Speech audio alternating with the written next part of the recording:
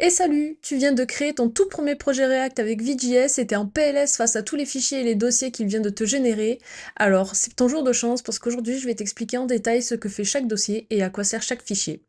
On se retrouve dans notre IDE préférée. La première chose qu'on va faire déjà, c'est faire un petit npm install. Tu peux faire un npmi, ça marche tout autant. On attend un petit peu le temps que ça charge. En fonction de ton PC et de ta machine, ça peut aller plus ou moins vite. Moi ici, il met un petit peu de temps. Voilà, c'est bon, il a terminé sa petite tambouille. Et on va commencer par le commencement.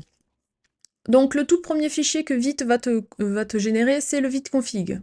C'est un fichier que t'as pas trop envie d'ouvrir parce que tu comprends absolument rien à ce qu'il y a dedans.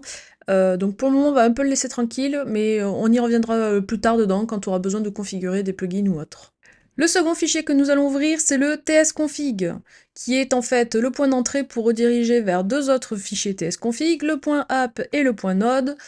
Ils sont pas très jolis, t'as pas envie de les ouvrir, t'y comprends rien, je n'y comprends rien, et je suis sûre que même les développeurs de TypeScript n'y comprennent rien, mais t'inquiète pas, on va réussir à les bidouiller pour que TypeScript ne nous casse pas trop les pieds, et lorsqu'on va compiler, et lorsqu'on va développer.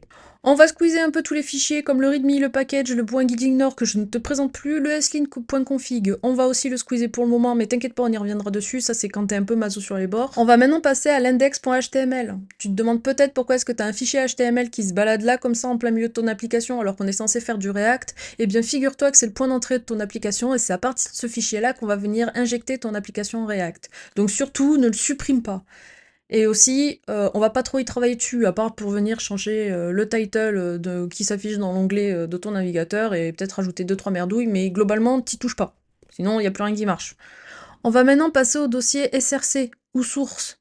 Globalement, c'est là-dedans que tu vas construire toute ton application React. Commence pas à trop t'étaler partout, c'est là-dedans qu'on bosse.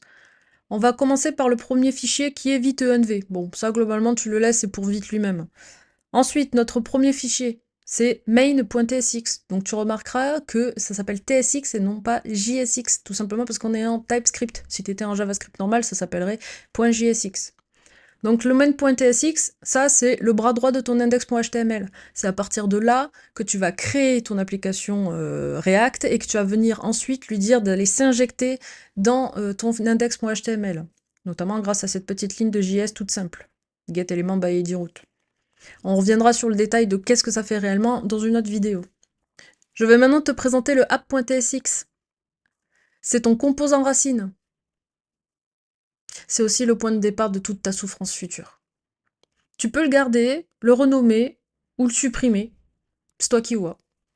Pour terminer, je te fais cadeau des fichiers .css et du dossier assets qui n'ont pas grand-chose à raconter. Et concernant le dossier public, bah, ça va être tout ce que tu veux pas que vite passe dans sa tambouille, comme certaines images, des icônes, des trucs fixes, quoi, voilà. Voilà pour cette vidéo sur la structure générée par Vite. Comme tu peux le voir, c'est déjà assez clean et ça donne une bonne base pour commencer à travailler. En plus de ça, tu as déjà un petit exemple de composants, donc je te laisse faire mumuse avec ça pour le moment.